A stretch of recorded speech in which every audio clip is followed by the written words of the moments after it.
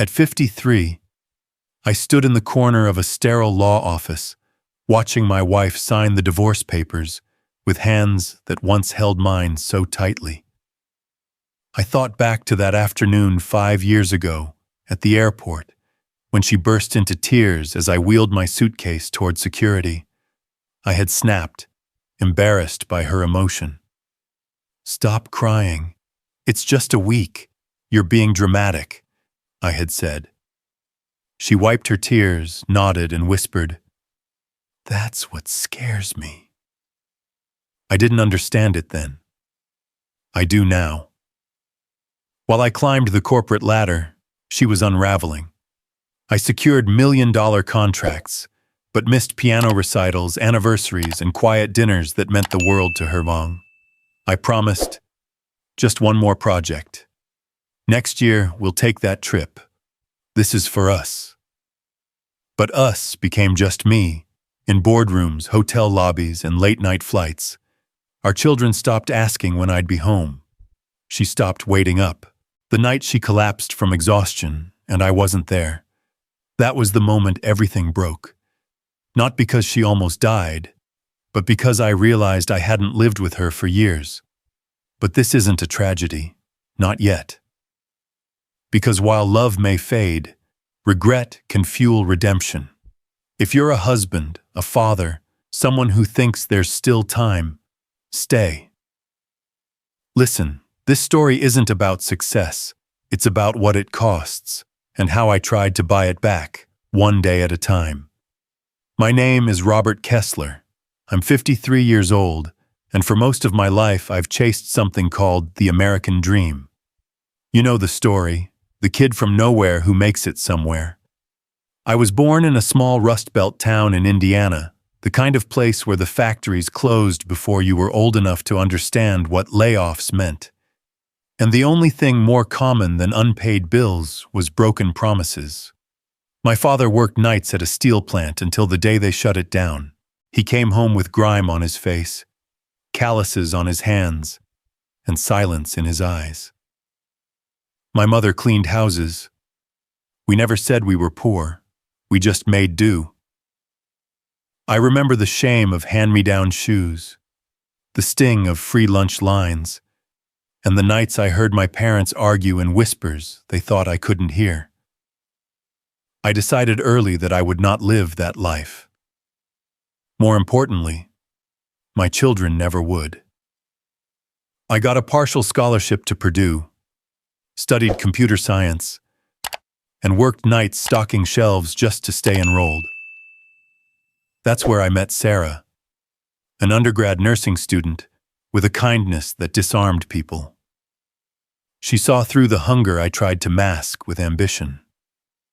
We dated for 3 years, got married 6 months after graduation, and moved into a cramped one-bedroom apartment with a leaky sink and a dream bigger than both of us. Sarah worked night shifts at the hospital, while I landed an entry-level job at a mid-sized tech firm in Chicago. My starting salary was just enough to cover rent and groceries if we didn't eat out and skipped vacations. But I didn't care. I believed in the long game. I believed in building something. I kept telling Sarah, "This is temporary. One day we'll laugh about these nights." And in the beginning, we did laugh. We'd sit on the floor, eating instant noodles off mismatched plates, and talk about the future like it was a place we were already headed. When Sarah got pregnant with our first child, Emily, I cried. Not out of fear, but because I finally had a reason bigger than myself to succeed. That was the spark that ignited everything. I started coming in earlier than my team, staying later than my boss. I said yes to every opportunity: project lead, overseas training, client dinners. Promotions came steadily. So did the pay raises. We moved into a better apartment, then a small townhouse in the suburbs. Sarah quit night shifts to focus on motherhood. And we welcomed our second child, Jacob, 2 years later. Life was moving forward, just as I planned. and I truly believed I was doing it for them. Every night I missed dinner. Every weekend I worked from home. Every vacation we postponed. It all felt justified. Because I wasn't like my father. I wasn't coming home empty-handed. I was providing. I was building the kind of life where my wife wouldn't have to worry about groceries or gas money or second-hand school supplies. I used to tuck Emily into bed and whisper, "Daddy's going to make sure you never go without." And when Jacob took his first steps while I was on a business trip in Dallas, Sarah sent me a video. I watched it in a hotel room, smiling proudly, thinking, one day, he'll understand why I wasn't there. I kept telling myself that sacrifice was part of success, that temporary absence would lead to permanent security, that love could be measured in square footage, tuition funds, and zero balances on credit card statements. I didn't know, couldn't know what each little absence was actually costing. But back then, we were still a family. Sarah believed in me. The kids lit up when I came home with souvenirs from conferences. We had Sunday pancakes, movie nights, backyard sprinklers in summer. The foundation was intact, even if small cracks were starting to form. And I still believed I could be everything. The provider, the protector, the present father. I just didn't realize how easily providing could become a way to excuse disappearing. Success doesn't come all at once. It creeps in. Slowly. Like water seeping through cracks in the foundation, barely noticeable until the structure begins to shift. After I was promoted to senior product manager, the stakes got higher. I started traveling more, first regionally, then nationally. I was on a plane at least twice a month, sometimes 3. My calendar filled with investor briefings, product demos, strategy offsites, and I was proud of it. Every meeting I landed, every deal I closed, felt like another block in the fortress I was building for my family. But with every brick of career progress, a piece of our home loosened. Sarah tried to be understanding. She always had. At first, she'd wait up for me even when I came home at midnight.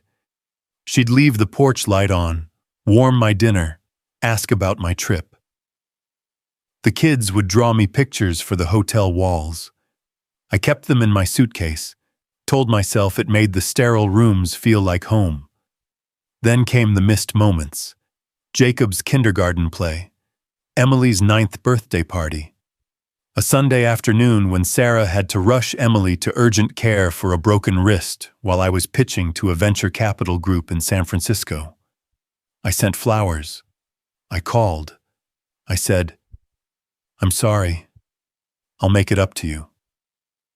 But those words started sounding cheaper every time I said them.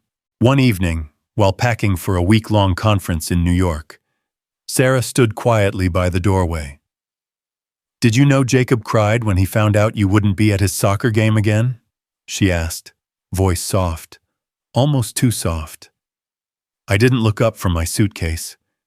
"Honey, I told him we'll do something special next weekend. I've got a big pitch. This could open doors." She nodded. "You've said that before." I kissed her cheek and told her I'd call every night. But even I didn't believe that anymore. The real fracture happened 6 months later at the airport. It was an international trip, Tokyo, Seoul, and then 3 days in Shanghai, 12 days away. I was excited, nervous, hungry. It was a big opportunity, and I wanted to nail it. Sarah drove me to the terminal. The kids stayed home. I checked my watch twice during the ride, running through presentation slides in my head. When we parked, I grabbed my suitcase and stepped out. She didn't move. When I finally turned to her, she had tears in her eyes. I sighed, irritated. Sarah, please don't start. It's just 2 weeks.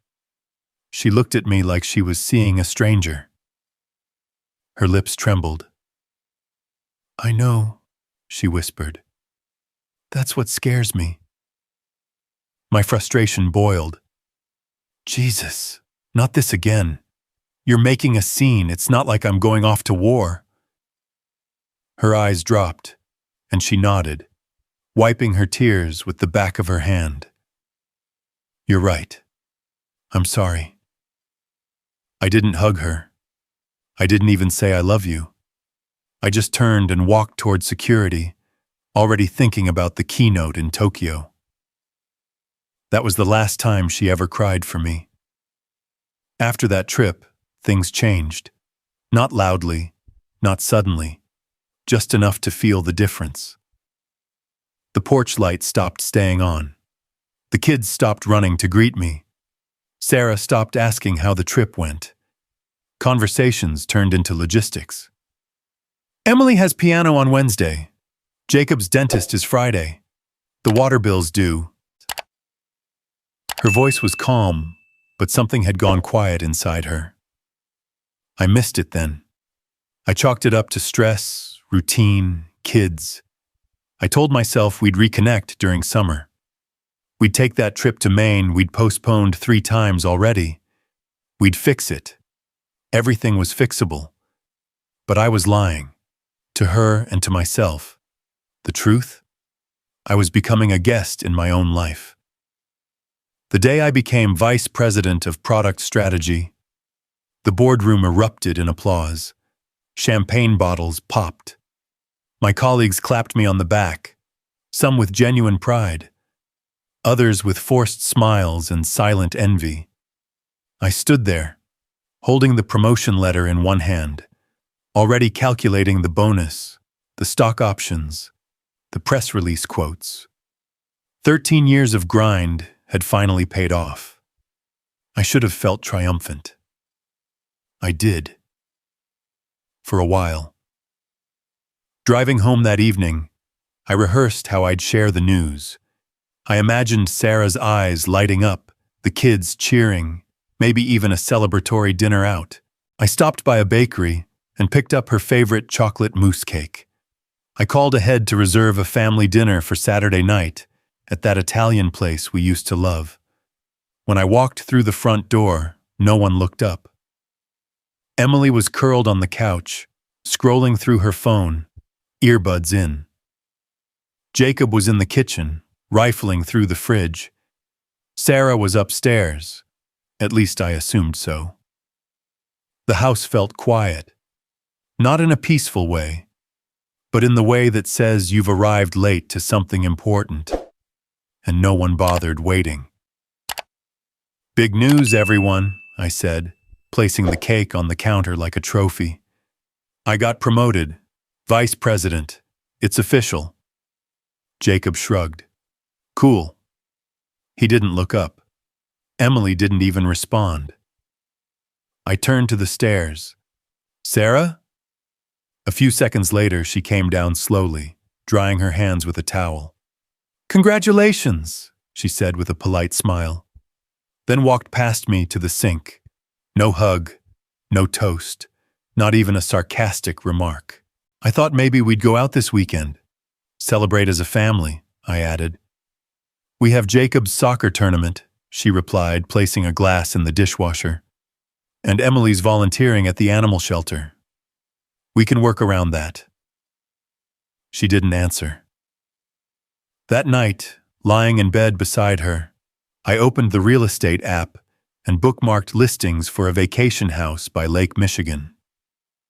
I imagined summers by the water, bonfires, kayaking, laughter. I told myself it would bring us back together. I told myself money could buy us time, buy us peace, buy us love. A week later, I put a deposit down without asking her. When I showed her the photos, I was beaming. We can host 4th of July there. I've already talked to the architect about customizing the deck. The view is incredible. She looked at the screen for 3 seconds. It's beautiful, she said, then turned back to folding laundry. Not long after, I caught Jacob on a Zoom call with friends. I overheard one of them ask, "Where's your dad?" And he said, "He's not really around. He's just a guy who pays the bills." That hurt more than any boardroom backstab I'd ever faced. I tried harder after that. I came home early once or twice a week. I bought concert tickets for Emily and me. She declined, said she already made plans. I asked Jacob if he wanted to catch a game downtown. He said, "Maybe.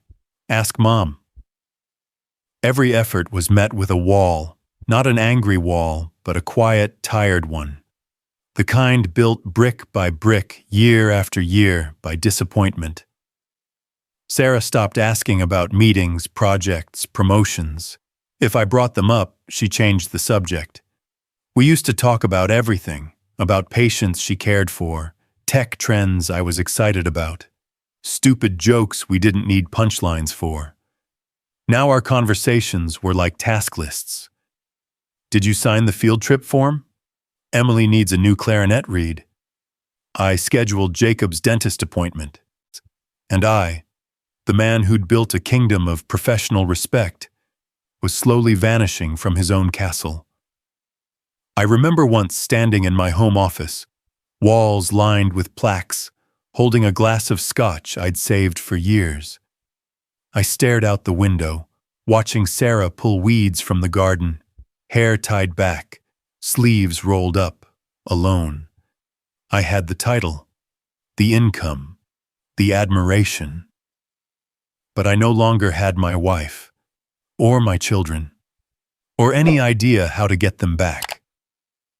It started with the bed. One night I came home from a late networking event, another industry dinner filled with buzzwords, veiled power plays, and lukewarm steak, and found the bedroom empty. At first I thought Sarah had fallen asleep in Emily's room. Then I noticed the guest room door closed, a soft glow of light under the crack. When I asked her about it the next morning, she smiled faintly. "You came in so late last night," she said. "I just couldn't fall back asleep. It's easier this way." I nodded, grateful she wasn't upset. I didn't realize it was the beginning of her moving out of our marriage one quiet night at a time. She started sleeping there more often. At first, just on nights when I worked late. Then gradually, most nights. She framed it around sleep quality, her back, the light from my laptop, my snoring. I accepted her reasons, or pretended to. The truth is, I didn't push back. I was too tired, too distracted, and perhaps too afraid of the answers if I did. She stopped calling me during the day. She stopped updating me about errands, about the kids, about anything that wasn't urgent. I assumed she was just adapting. That's what families do, right? They adjust. What I didn't know, what she never told me, was that she had gone to a doctor.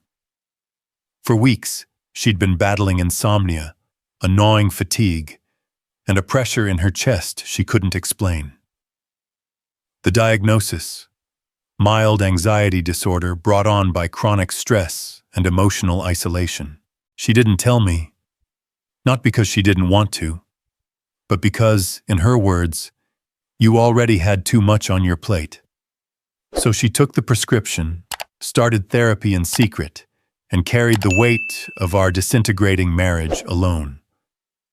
Meanwhile, the kids were slipping too, right in front of me. Emily had always been the organized one, smart, driven, the kind of teenager who color-coded her notebooks and volunteered for everything. Senior year, she applied to 3 top universities. She'd always dreamed of UCLA. I promised I'd take her to visit the campus. We never went. She got the rejection letter alone. Sarah found her crying in the laundry room, clutching the envelope. I was at a product summit in Phoenix, pitching a vision for our next generation AI assistant to a ballroom of investors. I found out via text 2 days later. Emily didn't get into UCLA. Don't bring it up. She's crushed. That same week, Jacob got into a fight at school. A boy in his grade called him a rich kid with a ghost dad. Jacob broke his nose. I received the email from the assistant principal in the middle of a quarterly strategy meeting. I told myself I'd deal with it after. I didn't. Sarah handled it. She always did. By the time I got home, Jacob had already served a 3-day suspension, written an apology letter, and completed school-assigned counseling. No one mentioned it to me. At dinner, I tried. "Hey, heard about school. You okay?" Jacob shrugged. "Yeah." "Want to talk about it?" He didn't even look up. "I already did. With Mom." Emily chimed in. "Don't worry, Dad. We're used to handling things on our own." The words stung more than I let on. I looked to Sarah for support. She just kept eating.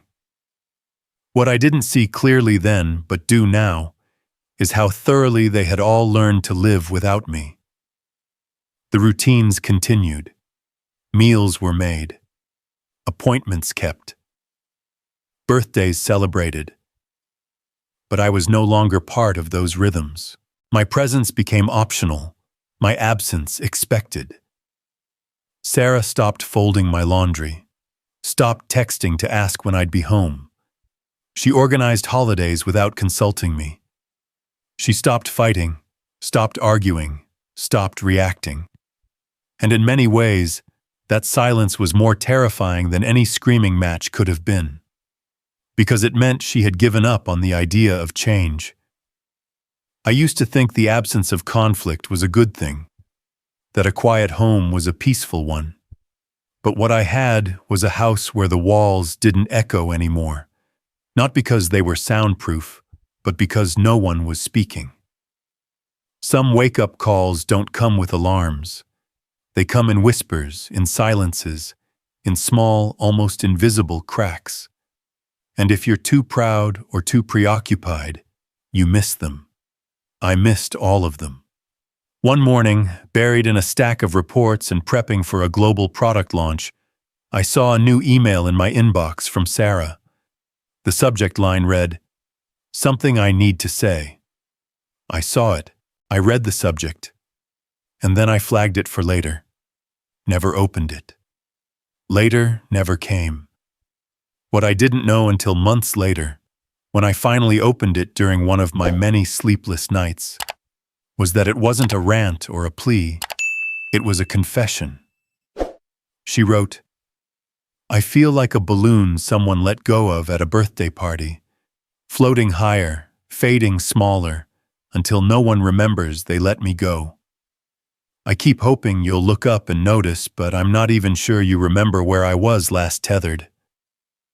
I stared at those words in the dark, the glow of my laptop screen like a spotlight on my own blindness. But back then, I just clicked mark as unread and moved on to a budget call with Singapore. A few weeks after that, Emily had to write an essay in English class about her ideal family. Sarah told me later that she'd drawn a picture to go along with it. Stick figures, smiling faces, a picnic scene. I wasn't in it. Not a stick figure, not a name, not a label. She drew her mom, her brother, even the dog. But no father. Sarah showed it to me that evening. "She didn't do it to hurt you," she said softly. "She just drew what feels real." I stared at the page, trying to laugh it off. Teenagers, huh? But inside, something twisted. And still, I didn't change. I didn't take a day off. I didn't schedule a weekend. I didn't ask Emily why. I just folded the paper and placed it in a drawer. That night, I was up late working in the home office when I heard something down the hall. quiet, fragile, a sound that didn't belong in a house so still. I walked toward it, unsure if I imagined it. The bathroom door was ajar. The light was on. Sarah was sitting on the edge of the tub, her knees pulled to her chest, her shoulders shaking. She didn't hear me at first, or maybe she did and didn't care. "Are you okay?" I asked. She wiped her face quickly, startled but trying to smile. "Just tired." "Were you crying?" She gave a weak laugh. "Only a little, just water." I could have sat next to her, asked what was wrong, offered something, anything. Instead, I stood in the doorway for a moment, then said, "All right, I'm heading to bed." And I did. Because work had drained me. Because I thought she'd be fine. Because I'd told myself too many times that she was stronger than that. And maybe she was. Maybe that was the problem. She carried all of it. The house, the kids, the sadness, the weight of a marriage slowly dissolving in silence. And I let her. In the following days, she grew quieter. The kids stopped asking if I'd be around for dinner. Emily stopped texting. Jacob stopped opening up. The air in the house changed. It wasn't cold. It was hollow. Like all the life had drained out. But the lights still worked and the fridge still hummed. At work, I received another award. Innovator of the Year. My team clapped. My photo was posted on the company's intranet. I brought the plaque home, expecting at least a smile. Sarah glanced at it and said, "That's nice." Emily didn't look up from her homework. Jacob walked past me to the fridge, and in that moment I realized I had become background noise in my own family.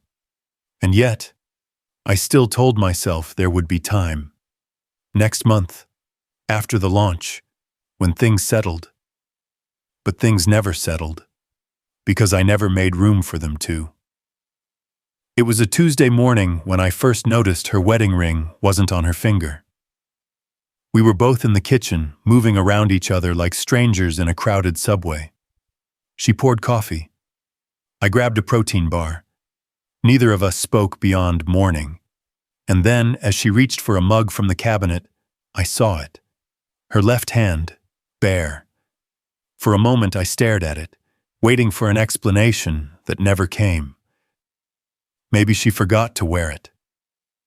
Maybe she was washing dishes earlier. Maybe nothing. I said nothing. By then, silence was our default. Later that day, I opened her jewelry drawer while searching for scissors. Nestled neatly between a strand of pearls and a bottle of unopened perfume was her wedding ring. It wasn't tossed or hidden. It sat inside its original velvet box, centered, polished, and deliberate. It wasn't an accident. It was a statement. I didn't confront her, partly because I didn't know how. Mostly because I still believed this was just a phase, something we'd recover from once life calmed down. But Sarah had already stopped believing. While I buried myself in Q3 metrics and launch timelines, she was quietly preparing her exit. She visited a real estate agent, toured apartments, even paid deposits under her maiden name. She found a family lawyer 2 towns over, downloaded the divorce paperwork, had it printed at the public library so nothing showed up on our shared printer history. She created a private email address, opened a separate bank account, transferred small amounts, nothing suspicious, just bits and pieces over time. She did it all with surgical precision and complete emotional detachment. And I had no idea, because I was too busy preparing for a keynote speech in Denver. Too busy booking flights, planning strategy sessions, making myself indispensable at work while becoming invisible at home. Then came the night she told me she'd be out of town for the weekend. "Visiting my sister," she said. "Girls' trip." I nodded, barely looking up from my laptop. "Sounds fun. Tell her I said hi." She didn't respond. In truth, she spent the weekend signing lease papers, measuring curtains, talking to the kids about what was coming, gently, carefully, like a nurse delivering bad news. When I returned from Denver, the house was exactly as I'd left it, except emptier. Not physically, emotionally. Like the soul had been removed and only the structure remained. I asked Sarah how the trip went. She said it was clarifying. I didn't press. 1 week later, I found the printed divorce forms tucked between utility bills on the kitchen counter. Not thrown in anger, not hidden in fear, just placed there, quietly, calmly, like a resignation letter from a job she'd held for too long. I picked them up, skimmed the lines. My name, her name, the phrase, irreconcilable differences. I laughed, out loud, nervously. "Is this a joke?" She turned from the sink, her eyes steady. "No, it's not." "You're not even going to talk to me about this first?" "I have," she said, "for years." I felt my voice rising. "You can't just give up." "I didn't give up," she interrupted. "I let go." That hit harder than any shout. I stood there clutching the papers, heart pounding, still thinking I could fix this with a dinner out, a weekend getaway, a grand apology. But Sarah had already moved past waiting. That night, I noticed Emily and Jacob were quieter than usual. They both avoided eye contact. At dinner, Emily asked if she could eat in her room. Jacob said he wasn't hungry. And suddenly it hit me. This wasn't Sarah leaving me. It was all of them. I was no longer part of their emotional universe. A figure still present in the room, yes, but not in their hearts, not in their hopes. Just a man they once loved and now tolerated. I stayed up late that night, rereading the divorce forms under a dim kitchen light. The words didn't bleed or scream. They were just ink on paper. But each sentence felt like a funeral for the life we'd built. Still, somewhere deep down, I believed I could turn it around, because I still hadn't learned what she already knew. Some silences don't mean pause. They mean goodbye. The Tokyo conference was going better than I expected. My keynote had drawn a full house, press coverage was favorable, and I'd just closed a lucrative international deal that could expand our footprint in Asia. For the first time in months, I felt sharp again, relevant, respected, in control. It was just past 8 p.m. local time when my phone buzzed. A string of missed calls, 3 from Sarah, 1 from Emily. Then a text, the only one that mattered. "Dad, Mom collapsed. She's in the hospital. Where are you?" For a moment I didn't move. I just stared at the screen. Then I read it again, and again. I was halfway through replying when my assistant knocked on the hotel door. "They're waiting downstairs, sir. Your dinner with the regional partners. I need to cancel." She blinked. "Is everything okay?" "No, nothing's okay." I booked the next flight out. It took me 20 hours to get home. I didn't sleep. I didn't eat. I couldn't think past the image of Sarah unconscious, tubes in her arms, a monitor beeping beside her. The guilt churned so violently inside me I felt sick. I prayed, really prayed, for the first time in years. Bargained with a God I'd stopped talking to long ago. When I landed, I called Emily. Her voice was flat, controlled. She's okay. They released her this morning. Where is she now? She's not here. I drove straight from the airport, expecting, I'm not sure what.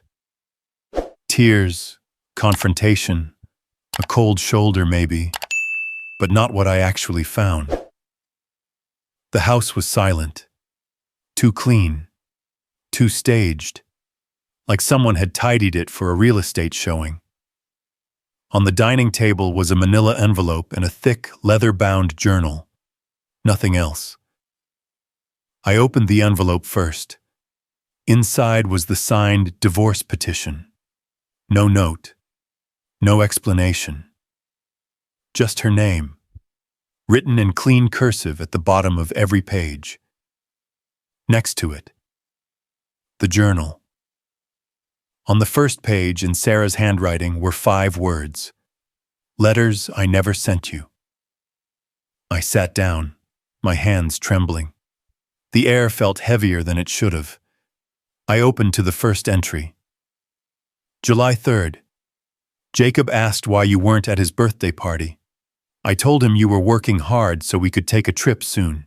I lied, and he knew it. He didn't even cry. Just nodded and went back to his cake. I miss when he used to cry for you. I flipped to another. October 14th. I made your favorite pasta tonight. You didn't come home, you didn't call. I ate alone, then dumped the rest. I wonder if I stopped making your favorite things. Would you even notice? And another. January 5th. I watched the snowfall alone this morning. Do you remember when we used to walk in it? You'd make coffee and we'd sit on the porch wrapped in one blanket. Now you just shovel it before rushing off to a flight. There were dozens of them, hundreds. Each page a wound I hadn't seen, a plea I never heard. I don't remember how long I sat there. Hours, maybe. The light changed. The sky darkened. But I didn't move. I kept reading. Page after page. My wife, this woman who once danced barefoot in our kitchen, who whispered our kids' names like prayers, who waited up for me even when I didn't ask, had poured herself out in silence. She had given me everything, and I had treated it like background noise. And now she was gone. Not dead, not unreachable, just done. There's a special kind of heartbreak in realizing the person you love didn't stop loving you all at once. They stopped in stages, quietly, while you were too busy to notice. Sarah didn't leave in rage or betrayal. She left in exhaustion, in surrender.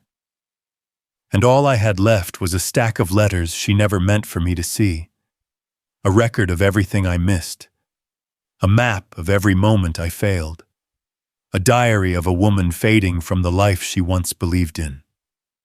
And still, I wasn't sure how to get her back, or if I even could.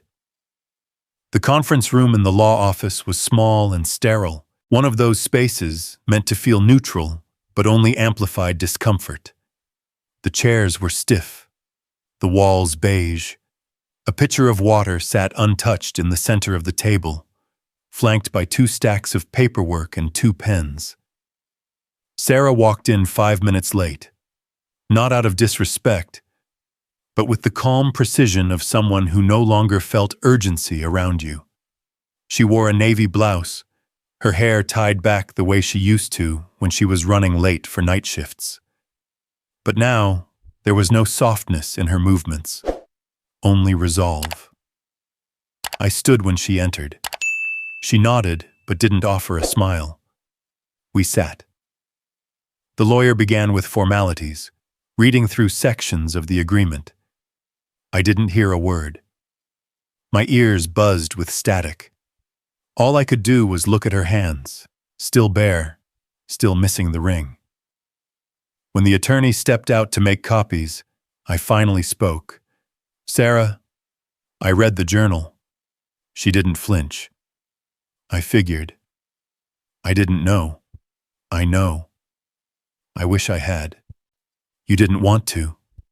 she said gently. Not with malice, just truth. I swallowed hard. I was trying to build something for us. She looked up at me for the first time. You built it for you, Robert. We were just the excuse. That pierced deeper than I expected. You think I didn't love you? I asked. I know you did, she replied, in the only way you knew how. She took a breath. You gave us money, security, a house, but we needed you, your time, your attention, your presence. She leaned back, folding her arms, eyes steady. You thought I cried when you left for those trips because I was lonely, that I missed you. I nodded slowly. Didn't you? No, she said. I cried because I knew. I knew you wouldn't come back the same. I knew each goodbye was a step further from us. You kept choosing the world over your own family. The silence between us grew thick. I was scared, I admitted. Scared if I slowed down, I'd fail, that I wouldn't be enough. You were always enough, she said, but you couldn't see that. And in the process, you made us feel like we weren't. I felt something inside me fracture. The shame was unbearable. Give me a chance to fix it, I whispered. To be who I should have been. She shook her head, eyes soft but unwavering. I don't hate you, Robert. But I don't feel anything left to hold on to. My breath caught. You're saying it's too late.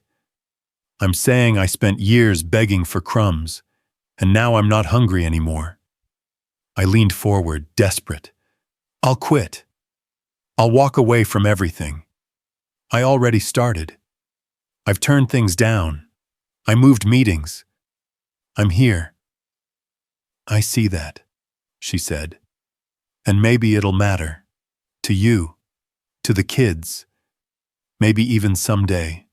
To me. She paused. But not today. A tear slipped down my cheek before I could stop it. You were the love of my life, I said. And you were mine, she replied. But sometimes love isn't enough, especially when it's never home.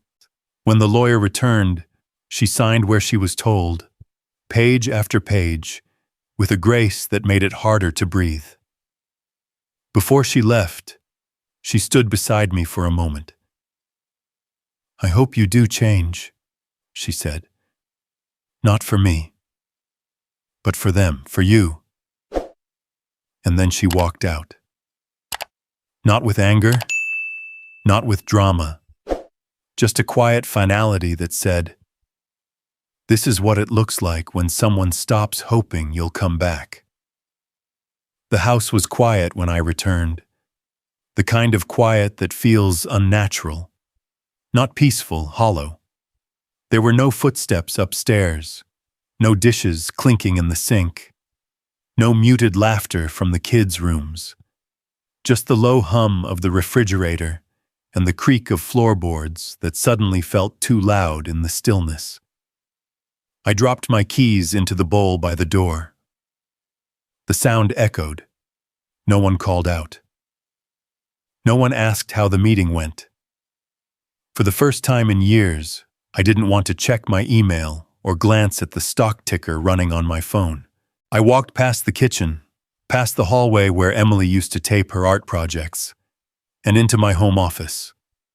The one place I had always prioritized. Awards lined the walls, frames with my name etched in gold, a glass plaque from the tech conference in Munich, the certificate from the Forbes feature on visionary executives under 50. I used to be proud of this room. Now it felt like a museum of distractions. I sat down at the desk, pulled the leather-bound journal from my bag, and opened it again. I didn't read quickly. I didn't skim. I let every word hit. February 22nd. You missed Jacob's school play. He had one line and he looked for you in the audience until the curtain dropped. He didn't say anything on the way home, just stared out the window. I told him you were working to build our future. He said, "What's the point of a future if Dad's never in it?" I wiped my eyes and turned the page. June 1st, our anniversary. I made dinner, got dressed up, lit candles. The kids helped set the table. You called 10 minutes before to say you were stuck at the airport. I understood. I always do. But when I blew out the candles alone, something inside me flickered and didn't come back. Another page. September 9th. Emily asked if I still loved you. I told her love doesn't just disappear. But even as I said it, I realized I was lying. Not because I don't love you, but because I don't know what love looks like without time, without presence, without effort. I miss the version of us that laughed in grocery store aisles. Each entry bled with the things I had ignored: forgotten birthdays, rescheduled vacations, promises broken not in anger, but in indifference. Not one grand betrayal, but 1,000 small neglects. I didn't cheat, didn't lie, didn't yell. I just wasn't there. And now neither was she. The journal rested in my lap as I looked around the room again. The plaques, the accolades, the framed letters of recognition. They were all monuments to a man who had chosen performance over people. Output over intimacy, applause over affection. I thought I had been winning, but all I'd done was lose slower than most. My shoulders shook as the weight of it landed. I cried. Not quiet, dignified tears, but deep, gut-wrenching sobs that came from somewhere I didn't know still existed. The kind of crying that strips you down to your rawest self. I cried for Sarah, for the version of her I hadn't seen in years, for the woman who waited up, for the mother who dried tears alone, for the wife who asked for less until there was nothing left to ask for. I cried for Emily and Jacob, for every time they looked into the crowd and didn't find me, for every question I hadn't heard, for every bedtime story left unread, every inside joke I missed, every hug I thought I could postpone. But mostly, I cried for myself, for the man I'd become, for the man I swore I never would. That night, I didn't sleep. I sat in the office, surrounded by the hollow symbols of my success, and faced the truth. I didn't lose my family. I left them. One missed dinner, one ignored text, one choice at a time. And now I had to decide who I wanted to be from this moment forward. Because if there was even the faintest chance that redemption was still possible, it would not come through promises, only through presence. I walked into my boss's office the following Monday, holding an envelope I'd spent all weekend rewriting. The office, with its glass walls and panoramic view of the skyline, used to thrill me. Now it felt like a cage lined with velvet. He looked up from his laptop, surprised. "Robert, I thought you were still recovering from your trip. Everything okay?" "I'm resigning," I said simply, placing the envelope on his desk. He stared at it, then back at me. "Come on, don't joke.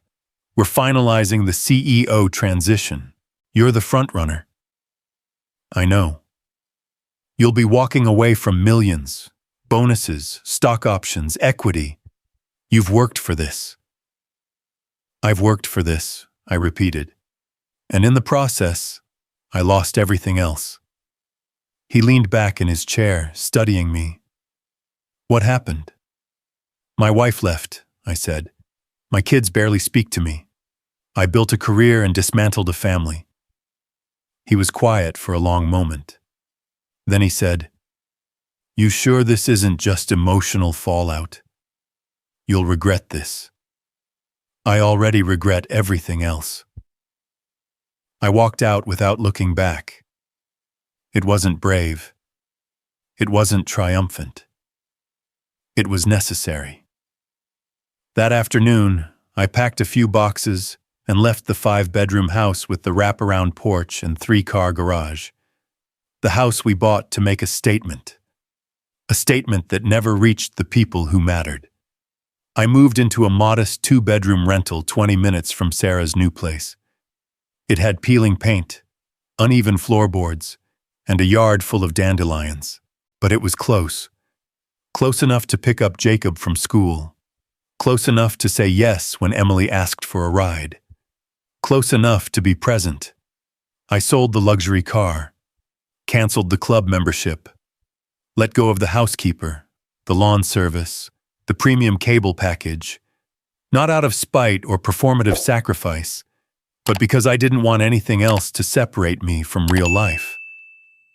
I applied to teach part-time at a local community college. Intro to Business Ethics. The irony wasn't lost on me. The department chair asked why someone with my resume wanted the job. "Because I stopped believing in what I used to build," I said. "And I want to help others think before they do the same." He hired me on the spot. My first class had 12 students and a flickering projector. I brought donuts, learned their names, asked about their lives.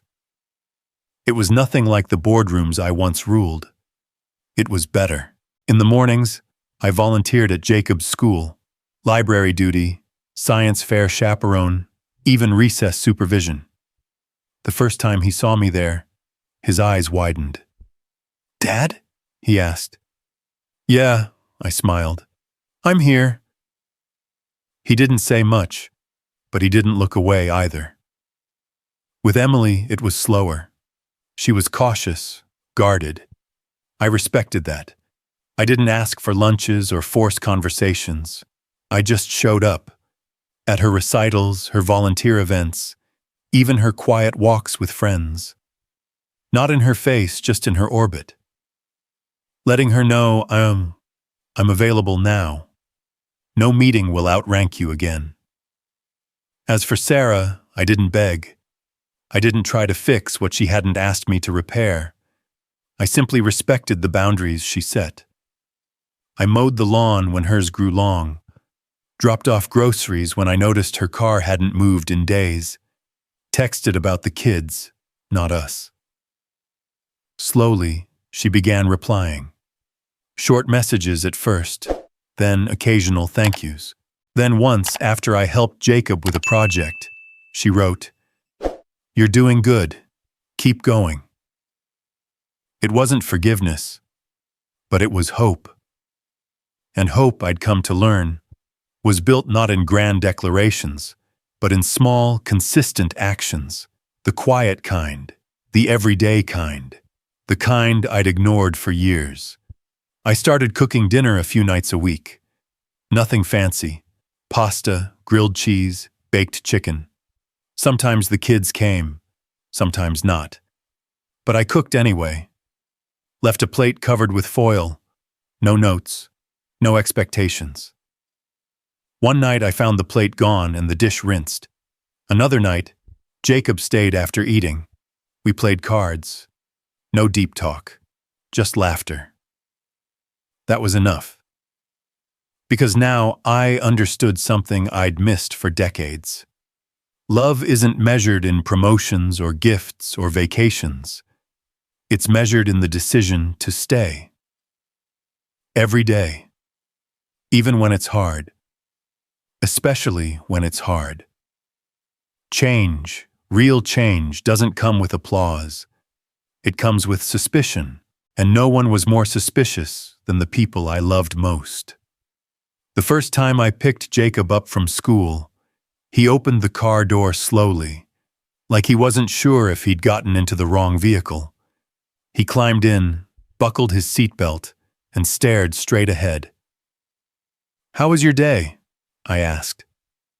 "Fine," he replied without looking. "You hungry? I thought we could stop by that pizza place you used to like." He shrugged. "Whatever." The entire ride was conducted in silence, except for the occasional turn signal. When we pulled into the driveway, he muttered, "Thanks," before stepping out and heading straight inside. Emily was even more guarded. She was unloading groceries from Sarah's car when I offered to help. "I've got it," she said flatly. "Hey, I was thinking. There's a photography exhibit at the museum this weekend. Thought you might like to check it out." She glanced at me. Not angry, just blank. "Robert," she said, not Dad. "I've got plans." I nodded, trying not to let the sting show. Sarah, for her part, was polite, cordial, but distant in a way that didn't invite hope. She responded to texts, accepted help with chores, even thanked me for small things. But the warmth was gone. We talked logistics, schedules, reminders, the kind of conversations you'd have with a neighbor who used to be a friend. One afternoon, I ran into an old colleague at the grocery store. She looked at my cart, milk, eggs, paper towels, and smirked. "Heard you left the company," she said. "Having a midlife crisis?" "No," I replied, "just figuring out what matters." She laughed. "Sure, let me guess. You're playing the family man now." I didn't respond. Later, I met up with a couple of mutual friends for coffee. They'd heard through the grapevine that I had stepped away from everything, that I'd left the mansion, taken a teaching job, moved into a modest house down the street from my ex-wife. One of them, Brian, leaned back in his chair. "Look, man, I'm not trying to judge, but this whole thing, it feels performative." "What do you mean?" "I mean, it's dramatic. Walking away from your career, moving back to the neighborhood, showing up at school functions like you're auditioning for Best Dad 2025. You can't just erase the past." "I'm not trying to erase it," I said. "I'm trying to stop repeating it." He raised an eyebrow. "That sounds nice.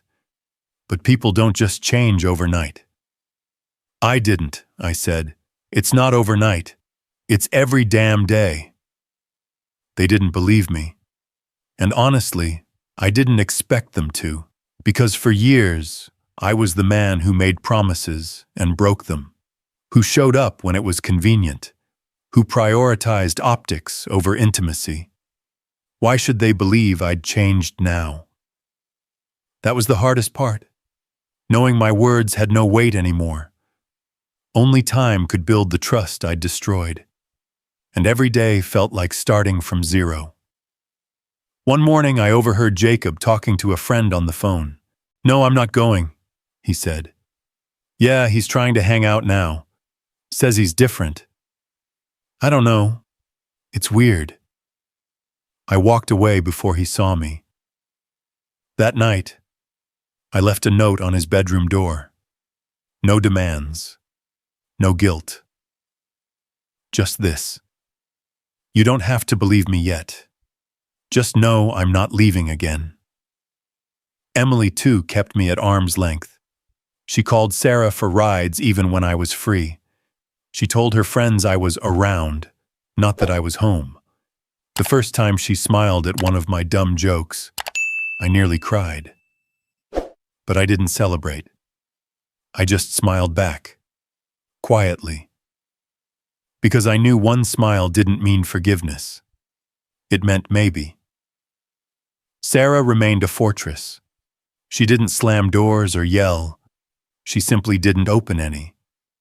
She watched, measured, waited. She had no interest in grand gestures, no space for declarations. What she wanted, what they all wanted, was consistency. And so I gave it. Not perfectly, not dramatically. I showed up when I said I would. I listened instead of fixing. I admitted when I didn't know what to say. I didn't expect anyone to forget the man I'd been. I just hoped they'd see the one I was trying to become. 3 months into my new life, something small changed. It was a Saturday afternoon. I was raking leaves in my front yard when Jacob walked by with his basketball under one arm. He was headed to the park like he did most weekends, earbuds in, hoodie pulled up. Usually he'd pass me without a word, but that day he paused at the edge of the driveway. "You any good?" he asked, nodding toward the ball. I blinked, not sure I heard him right. "Used to be," I said carefully. He tossed me the ball. "Let's see." We didn't say much on the walk over, just the crunch of gravel and the distant sound of traffic. When we got to the court, he started with layups, then jump shots. I rebounded, passed back, didn't push conversation. After 10 minutes, he passed me the ball. "Your turn." I missed my first shot. He smirked. "You're rusty. Or just letting you win." "Sure, old man." We played for an hour. No big talks, no dramatic breakthroughs, just the rhythm of the game, the bounce of the ball, the sound of sneakers on asphalt. When we were done, he said, "You're not that bad." It wasn't forgiveness, but it was an opening. That night, I wrote it down in my notebook. Not to track progress, but to remember. To remind myself that healing doesn't come with fireworks. It comes in sneakers and sarcasm on a half-empty court. A week later, Sarah texted, "Emily's birthday is next Saturday. We're having a small thing at the house. If you're free?" If I'm free. I read the words 3 times, afraid they'd vanish. I didn't ask questions. I didn't overthink it. I replied simply, "I'd love to." I showed up on time with a card I picked out myself, not a gift I ordered last minute. I asked Emily what kind of cake she wanted and offered to pick it up. She chose red velvet. I got it from the same bakery we used when she turned 8. The house was full of her friends, balloons, streamers. Jacob helped set up a photo booth in the corner. Sarah moved through the kitchen with a quiet grace that felt like memory and distance all at once. When Emily blew out her candles, I stood in the back. She looked at me, held my gaze for a moment, and smiled. After the guests left, she walked over. "Thanks for coming," she said. "It was nice." "You did a great job putting it together," I replied. She nodded, then added, "You remembered the bakery." "Always liked their frosting," I said. She didn't say anything else, but she hugged me before I left. I sat in my car afterward, hands gripping the steering wheel, afraid to breathe.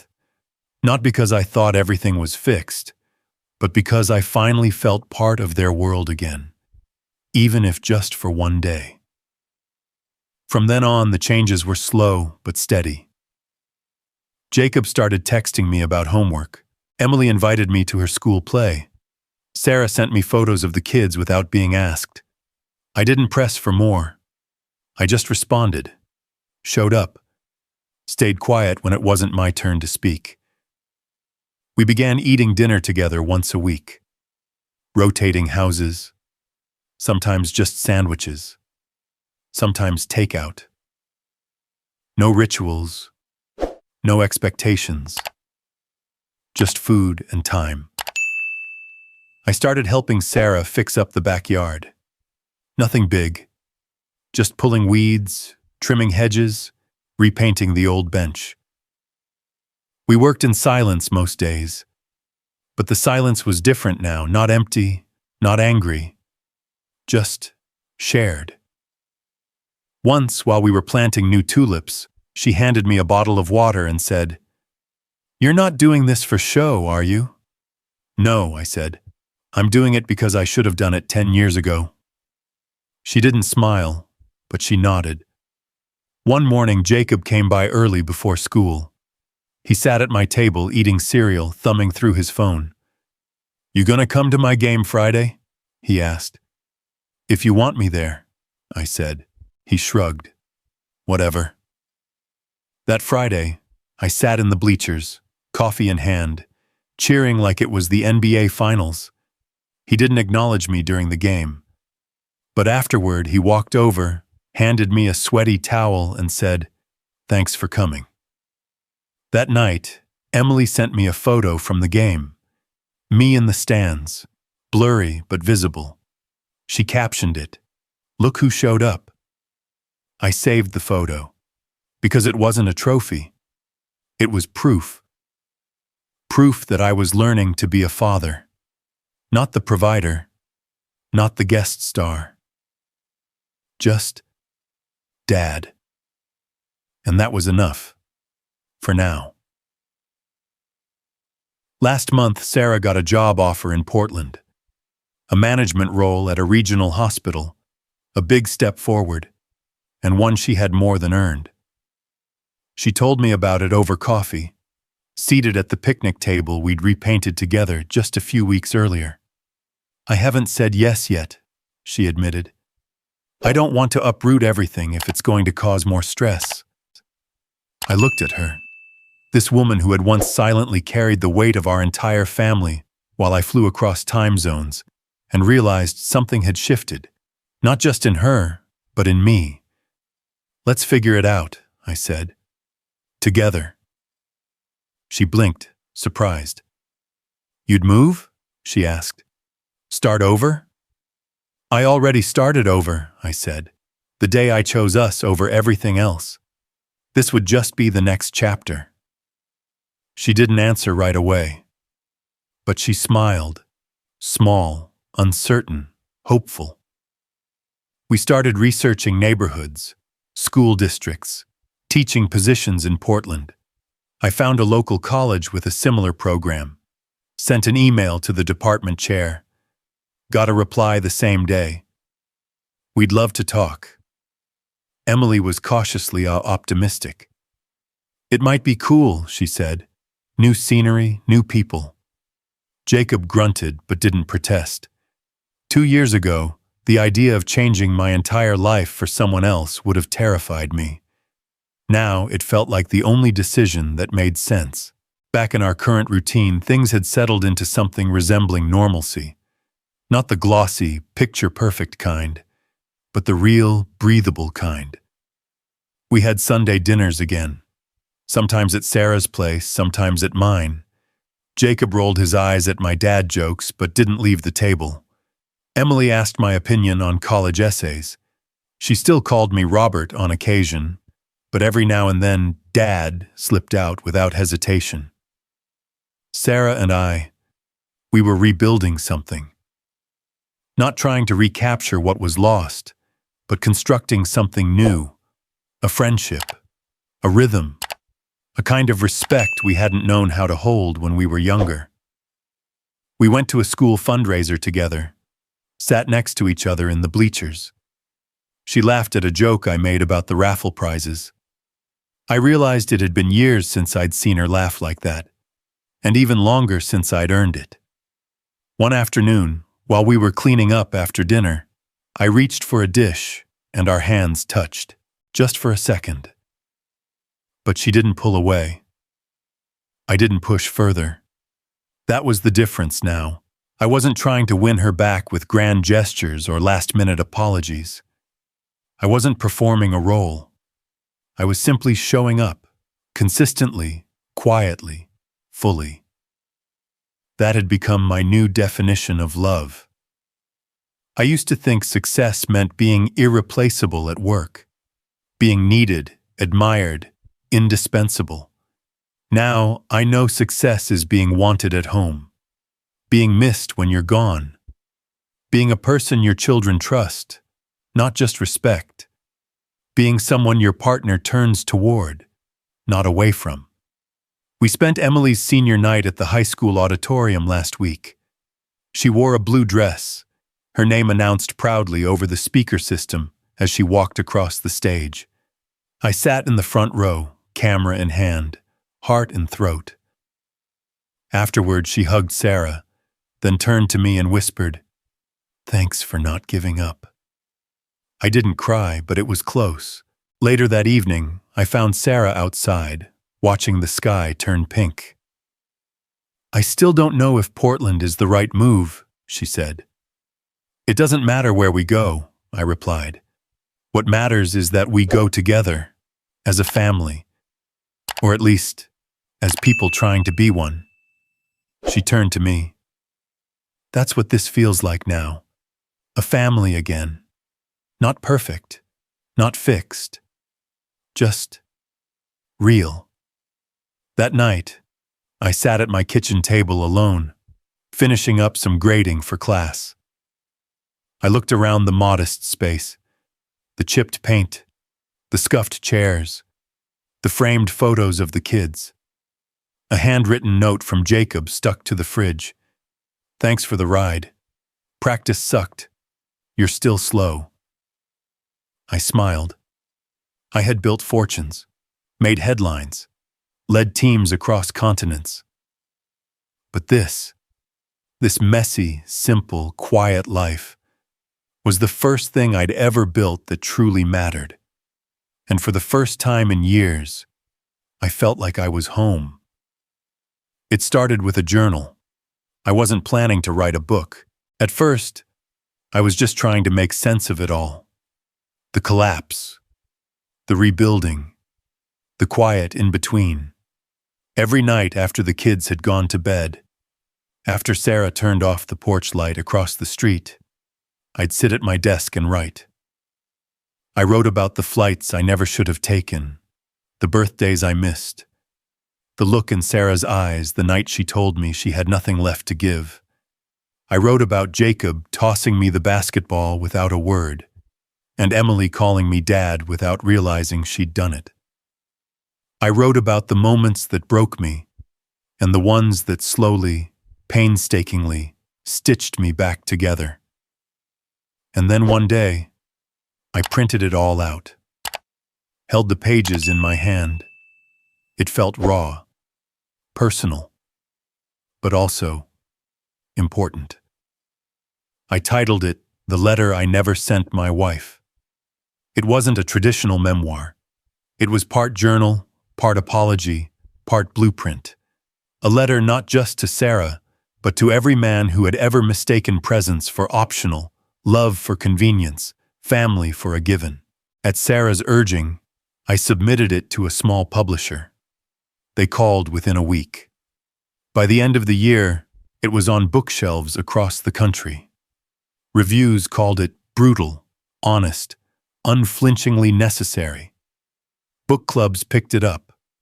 Podcasts interviewed me. Men started emailing, hundreds, then thousands. Fathers, husbands, sons, strangers who saw themselves in my failures, who clung to the hope that they, too, could still change. One message read, "I started reading your book in my car.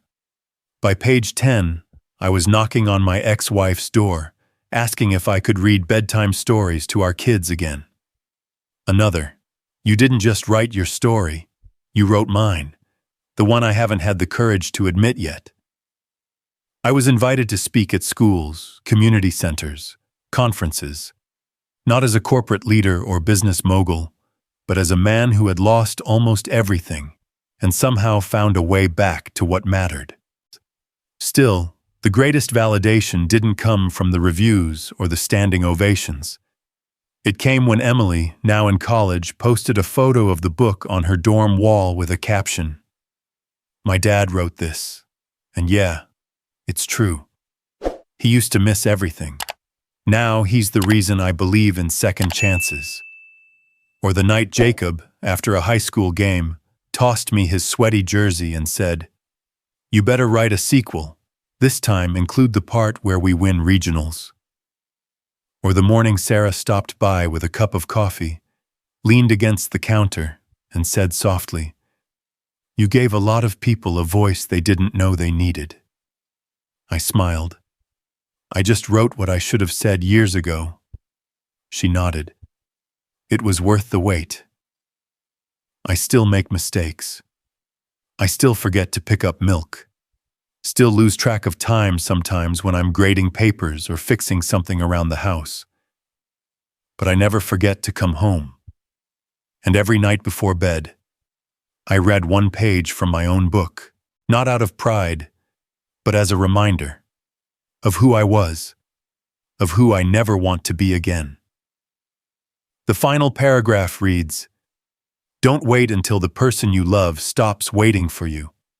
By then, the emails you never opened, the arms you never came home to, the laughter you missed by minutes, those will become ghosts, not loud, not vengeful, just forever there." I wrote it for Sarah, but maybe deep down I wrote it for the man I used to be, and for every man still walking the same road, hoping he's not too late.